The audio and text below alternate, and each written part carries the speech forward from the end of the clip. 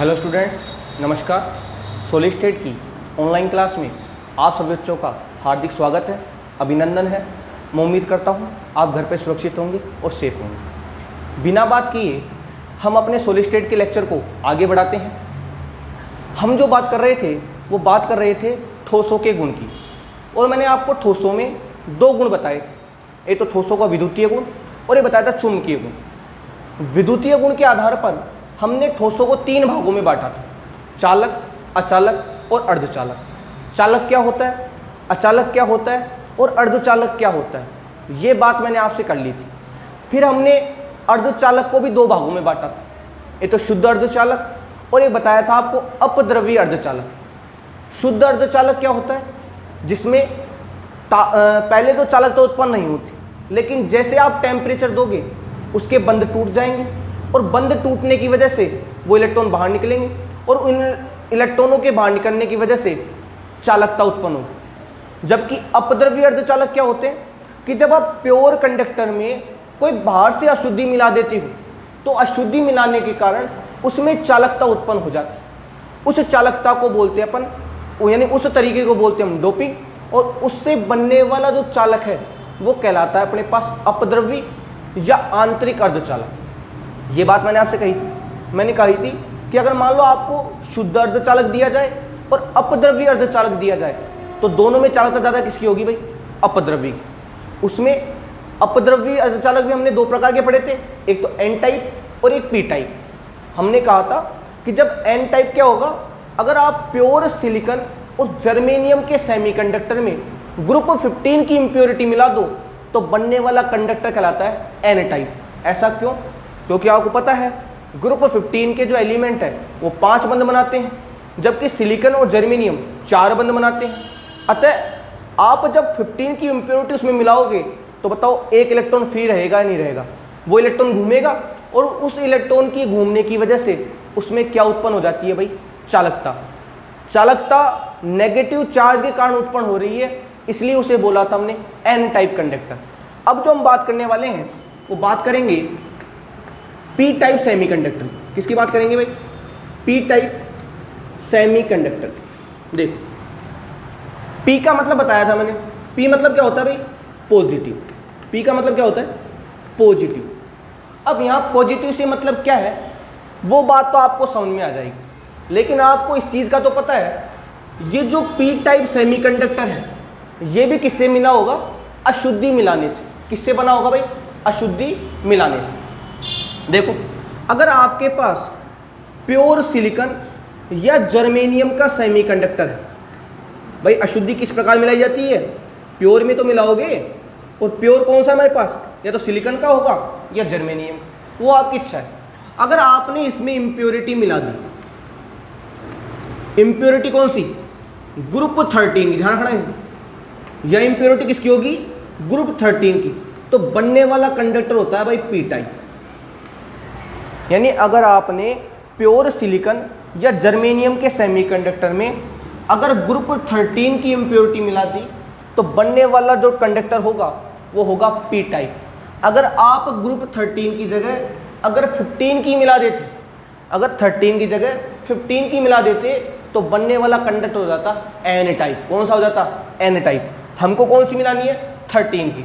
और देखना है कि इसका नाम पी टाइप क्यों रखा गया और इसमें चालकता किस प्रकार उत्पन्न हुई। तो पहला काम आपका क्या होगा? अगर आपसे पूछ ले कि बताओ पी टाइप सेमीकंडक्टर क्या है, तो आप क्या कहोगे? अगर प्योर सिलिकॉन और जर्मेनियम के सेमीकंडक्टर में अगर ग्रुप 13 की अशुद्धि मिला दी जाए तो बनने वाला कंडक्टर किस नाम से जाना जाता है भाई? पी टाइप सेमीकंडक्टर के नाम। अब देखो होगा क्या, अगर मैं प्योर सिलिकॉन के या जर्मेनियम के सेमीकंडक्टर की बात करूं तो उसका डायग्राम कुछ इस प्रकार से होगा।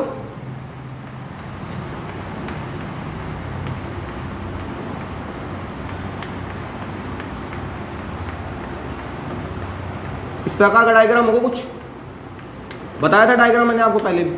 ये सिलिकॉन, एक इलेक्ट्रॉन इसका, एक इसका, इस प्रकार 4-4 बंध बना रखे हैं ये प्योर स्टेट में। अब आप इसमें क्या मिलाओगे?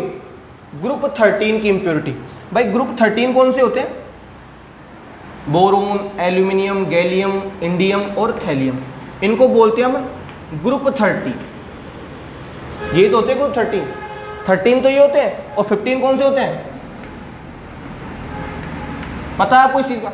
ये तो 15 वाले हैं और ये अपने पास 13 वाले। 15 वाले तो कितने बंद बनाते हैं? 5। और जो 13 वाले हैं वो बनाते हैं 3 बूंद, 3 बंद बनाते हैं, क्योंकि इनके पास इलेक्ट्रॉन कितने होते हैं? 3। भाई उनके पास तो इलेक्ट्रॉन 5 थे तो उन्होंने 5 बंद बना लिए थे। इनके पास इलेक्ट्रॉन ही 3 होते हैं तो ये बंद भी कितने बनाएंगे? 3। अब सुनो, अगर आपने प्योर सिलिकॉन और जर्मेनियम के सेमीकंडक्टर में अगर ग्रुप 13 की अशुद्धि मिला दी तो होगा क्या? वहां पर तो क्या हुआ था कि वहां पर फास्फोरस आ गया था, यहां पर क्या होगा? मान लो बोरोन आ जाए।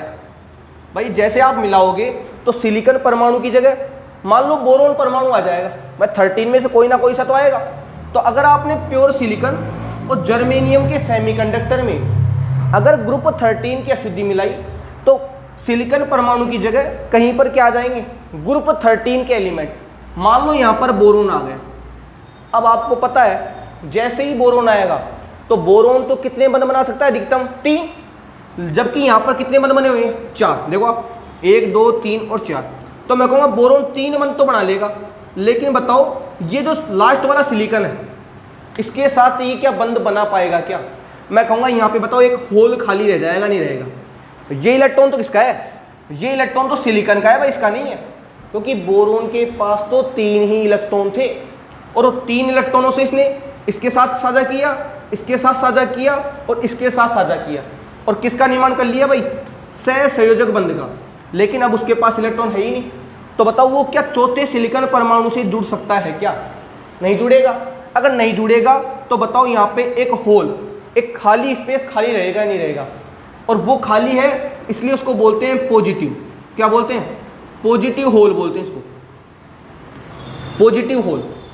और इस पॉजिटिव होल को बढ़ने के लिए जो इलेक्ट्रॉन है, ये इलेक्ट्रॉन ऐसे मूव करेंगे, ये इधर जाएगा।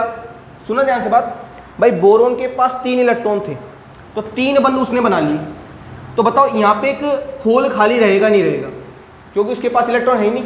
और इस होल को बढ़ने के लिए ये जो इलेक्ट्रॉन है इधर जाएंगे। जैसे ही इलेक्ट्रॉन इधर जाएगा बताओ यहाँ पे होल उत्पन्न होगा कि नहीं होगा? अब इस होल को बढ़ने के लिए ये इलेक्ट्रॉन जाएगा तो बताओ यहाँ पे, मैं कहूँगा ऐसे धीरे धीरे धीरे धीरे पूरे कंडक्टर में बताओ होलों की गति होगी ही नहीं होगी? और होल के ऊपर चार्ज कौन सा है भाई? पॉजिटिव, क्योंकि खाली को हमने पॉजिटिव माना है। अगर उनके पास इलेक्ट्रॉनों की कमी है और उनके ऊपर चार्ज पॉजिटिव आ रहा है, बताओ पॉजिटिव आयन की गति हो रही कि नहीं हो रही? हमने कहा था आयनों की गति के कारण बताओ चालकता उत्पन्न होगी कि नहीं होगी? होगी। इसलिए इसे बोलते हैं पी टाइप सेमीकंडक्टर। बात क्लियर है? अगर आपने प्योर सिलिकॉन और जर्मेनियम के सेमीकंडक्टर में अगर ग्रुप 13 की अशुद्धि मिला दी तो बनने वाला कंडक्टर कौन सा हो जाएगा भाई? P type semiconductor. कौन सा हो जाएगा भाई? P type semiconductor. क्यों हो जाएगा? जैसे आप 13 ग्रुप की इम्प्योरिटी मिलाओगे तो वो 3 बंद तो बना लेंगे लेकिन चौथा बंद नहीं बनेगा, अतः वहाँ पर एक खाली स्पेस रह जाएगा। उस स्पेस को बोलते हैं हम पॉजिटिव होल, क्योंकि उसमें इलेक्ट्रॉनों की क्या है? कमी। और इलेक्ट्रॉनों की कमी को किसे दिखाते हैं हम? Plus charge. तो इस होल को बनने के लिए पास के इलेक्ट्रॉन जाएंगे तो वहाँ पे उत्पन्न हो जाएगा, इसको भरेगा ये इलेक्ट्रॉन तो यहाँ पे। मैं कहूँगा धीरे धीरे धीरे धीरे पूरे कंडक्टर में होल की गति होने लग जाएगी, यानी पॉजिटिव चार्ज की गति होने लग जाएगी। और जब चार्ज गति करता है तो बताओ विद्युत क्षेत्र उत्पन्न होता है कि नहीं होता? इस प्रकार पी टाइप सेमीकंडक्टर बताओ विद्युत की चालकता प्रदर्शित करते ही नहीं करते? करते हैं। तो जैसे आपने इम्प्योरिटी मिलाई उनमें चालकता उत्पन्न हो गई। उनमें क्या उत्पन्न हो गई? चालकता। इसे बोलते हैं हम पी टाइप सेमीकंडक्टर। ध्यान से देख लो, इसे क्या बोलते हैं हम? P type semiconductor. तो ये बात थी ठोसों के विद्युतीय गुण की। ये बात ठोसों के विद्युतीय गुण की थी जो कंप्लीट हो चुकी है। बता दिया मैंने आपको चालक क्या होते हैं, अचालक क्या होते हैं, अर्धचालक क्या होते हैं। अर्धचालक 2 प्रकार के थे, शुद्ध क्या होते हैं, अपद्रव्य क्या होते हैं। अपद्रव्य 2 प्रकार के थे, एन प्रकार के और पी प्रकार के, जो मैंने आपके सामने पूरे डिस्कस कर दी। शायद मेरे हिसाब से आपको इसमें कोई डाउट नहीं होगा। क्लियर है? अब लास्ट टॉपिक और रह गया हमारा सॉलिड स्टेट का, ठोसों के चुंबकीय गुण। उसकी चर्चा और कर लेते हैं, फिर आपका सॉलिड स्टेट का चैप्टर फिनिश हो जाएगा। लास्ट टॉपिक और ठोसों के चुंबकीय गुण।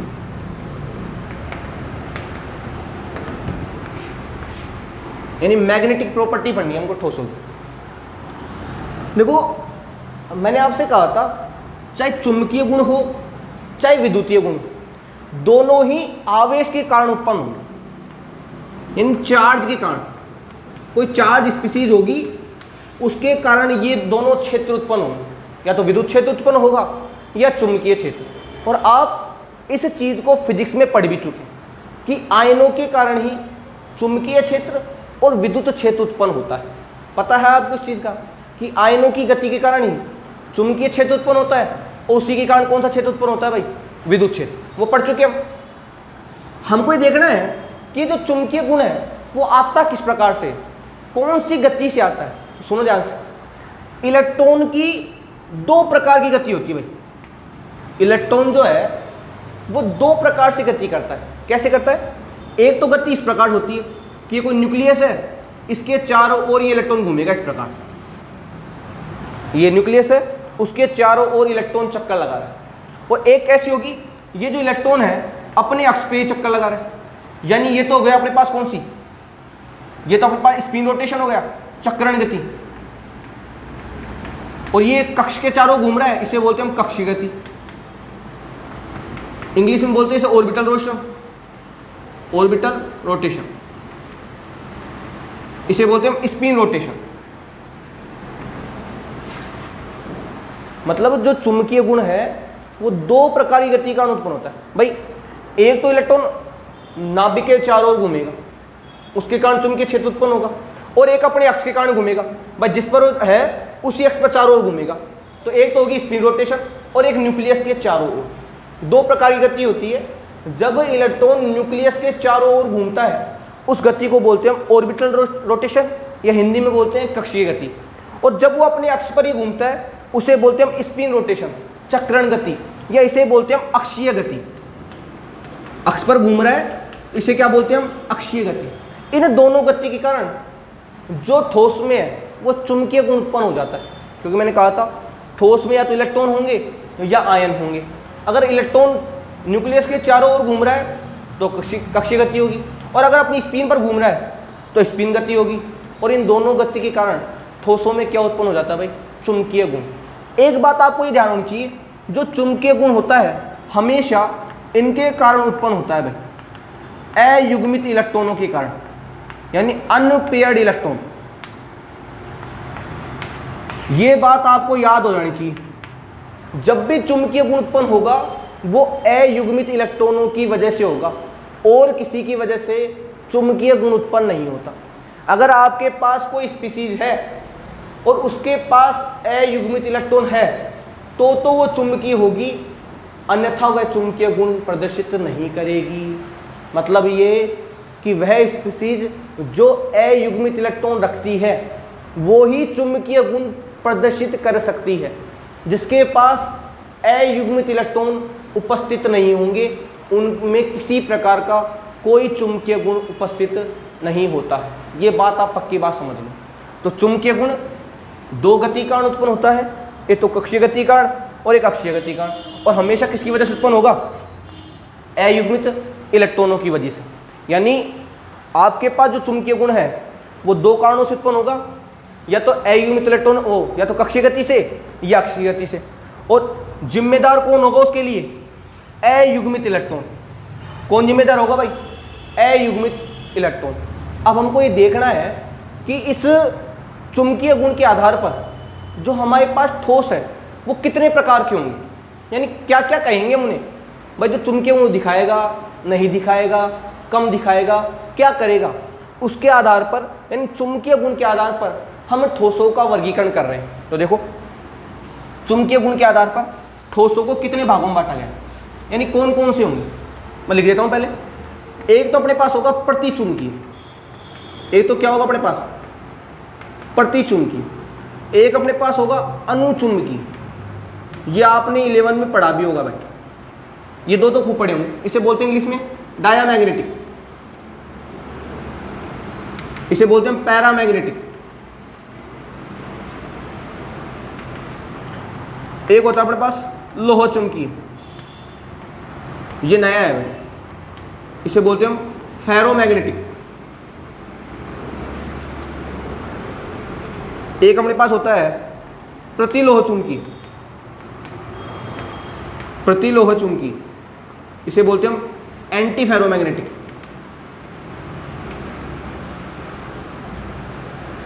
वो एक अपने पास होता है लास्ट लघु लोह चुंबकी, इसे बोलते हैं फेरी मैग्नेटिक। ये 5 होते हैं, एक तो प्रतिचुंबकीय है, एक अनुचुंबकीय है, एक लोह चुंबकीय है, एक प्रतिलोह चुंबकीय है और एक लघु लोह चुंबकीय। तो चुंबकीय गुणों के आधार पर जो हमारे पास ठोस है वो 5 प्रकार के होंगे, या तो प्रतिचुंबकीय होंगे, या अनुचुंबकीय होंगे, या लोह चुंबकीय होंगे, या प्रतिलोह चुंबकीय होंगे, या लघु लोह चुंबकीय होंगे। अब ये क्या है, अभी मैं एक एक आपके सामने डिस्कस कर रहा हूँ, पता लग गया आपको।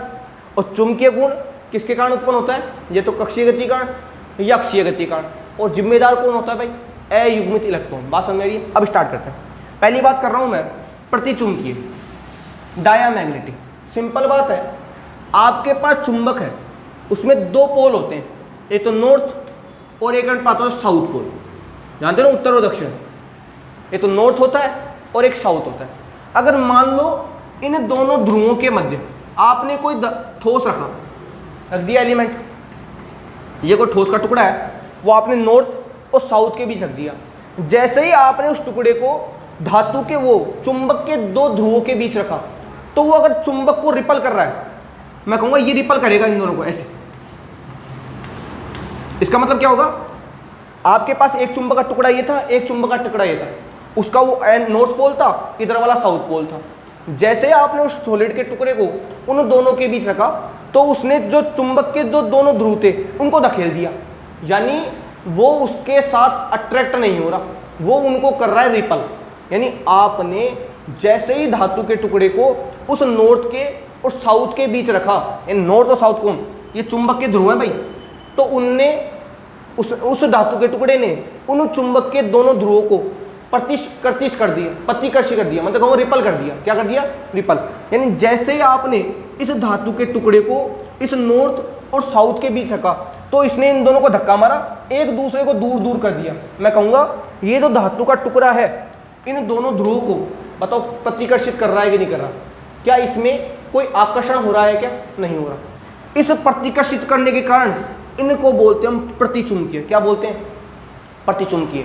यानी प्रतिचुंबकीय क्या होंगे, मैं कहूँगा वे ठोस जो चुंबकीय क्षेत्र में रखने पर प्रतिकर्षित हो जाते हैं। वे ठोस जो चुंबकीय क्षेत्र में रखने पर दुर्बल रूप से प्रतिकर्षित हो जाते हैं, उन्हें बोलते हैं हम प्रतिचुंबकीय। क्या बोलते हैं, प्रतिचुंबकीय। ऐसा क्यों होता है, इनमें जो इलेक्ट्रॉन होते हैं, इनमें जो इलेक्ट्रॉन होते हैं वो इस अवस्था में होते हैं भाई, युग्मित अवस्था में। किस अवस्था में होते हैं, युग्मित अवस्था में।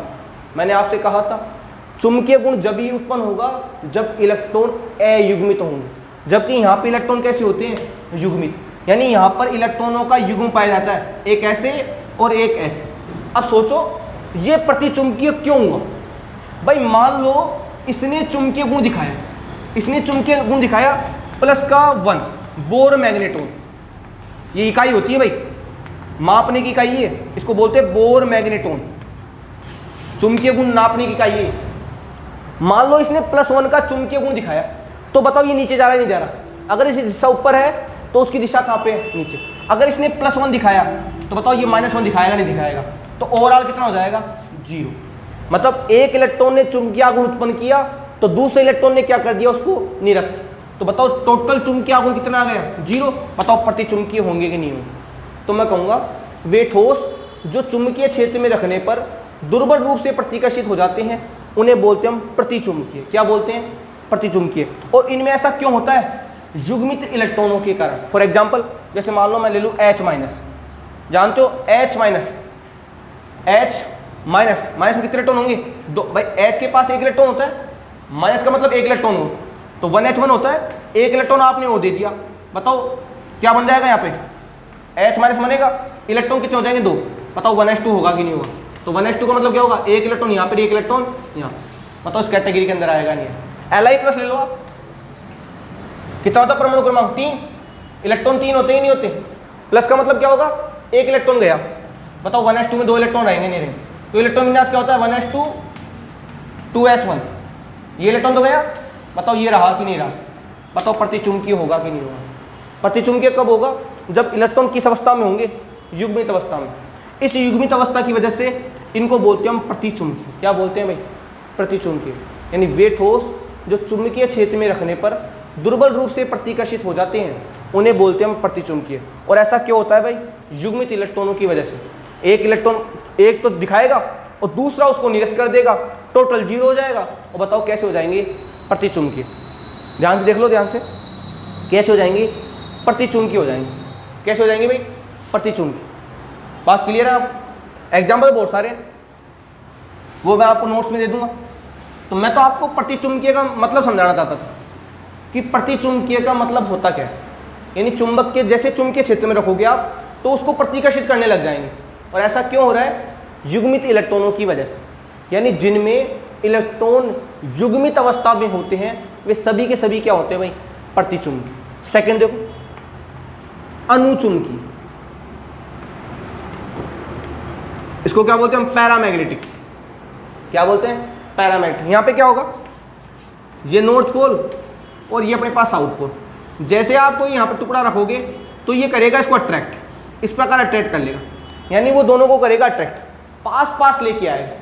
अगर पास पास लेके आ रहा है मतलब उसको आकर्षित कर रहा है, और अगर आकर्षित कर रहा है तो मतलब इसके पास इलेक्ट्रॉन कैसे हैं, अयुग्मित। कैसे हैं भाई, अयुग्मित, यानी इसके पास जितने भी इलेक्ट्रॉन होंगे वे सारे के सारे कैसे होंगे, अयुग्मित। क्योंकि मैंने कहा था चुंबकीय गुण जब भी उत्पन्न होता है जब इलेक्ट्रॉन कौन सी अवस्था में होते हैं, अयुग्मित अवस्था में। एग्जाम्पल ले लो, कू पढ़ाया आपने O2 का, पढ़ाया ना MOT में, मॉलिक्यूलर ऑर्बिटल थ्योरी क्या कहती है कि O2 अनुचुंबकीय प्रवृत्ति का होता है। एग्जाम्पल दूसरा ले लो, TiO, जानते हो TiO, अरे TiO